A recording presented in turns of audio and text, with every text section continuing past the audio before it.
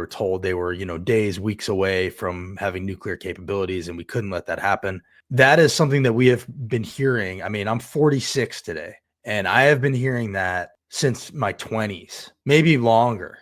I can't remember a time when I wasn't hearing two things. One is that we're broke as a country, and yet we always seem to have money for wars and tax cuts for the rich.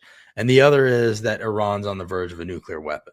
Those two things I've been hearing basically my entire life. We all saw what happened with Iraq, where we were told Saddam Hussein is going to have weapons of mass destruction, ended up going to war, killing hundreds of thousands of Iraqis, losing thousands of American soldiers, spending trillions of dollars for decades because supposedly they were going to have weapons of mass destruction. In the run up to what's happened last night, the voices that were most clear about that were not Democrats, unfortunately, mostly. It wasn't Chuck Schumer. It wasn't Jeffries.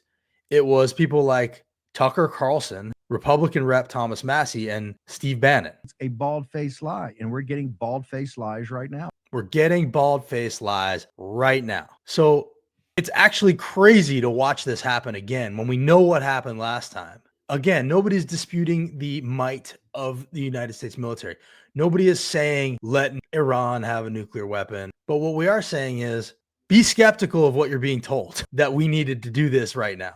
Because even as recently as March, Trump's Director of National Intelligence, Tulsi Gabbard, said that they are not pursuing a nuclear weapon in Iran. The IAEA, which is the group responsible for investigating in this stuff and making sure, they also said they had no evidence that Iran was pursuing a nuclear weapon. Bibi has been telling us for 30 years they are on the verge of a nuclear weapon. So be skeptical. Rachel Maddow last night asked a very good question, which is, okay, if you're not listening to your intelligence community about this, who are you listening to? And that's the right question. And then Maddow said, are you listening to Israel? And the answer is almost definitely yes. It's not an accident he started a war in the midst of widespread international condemnation of government for genocide in Gaza, and not an accident Trump joined the war against Iran in the midst of increasing condemnation of his lawless and cruel actions in the U.S. The use of militarism to unite people under the banner of nationalistic patriotism while distracting from the chaos caused by their misdeeds is what fascists do. That strikes a chord with me. Does that strike a chord with you? We have been lied to war before.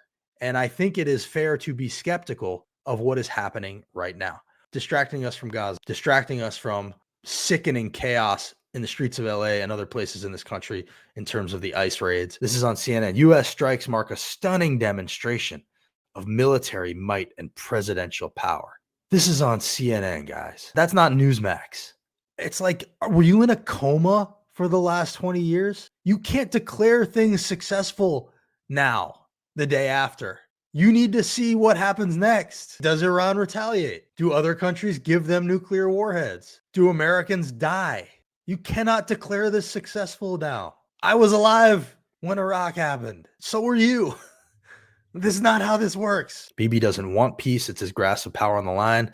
It's not only Nate saying that, it's actually the hostages' families that have been saying the very same thing. Publications in Israel say this. Not constitutional according to Republican Massie, and he's like a right-wing Republican. I just want to come on here and say all that because I feel like it's not really being said enough out there, sadly.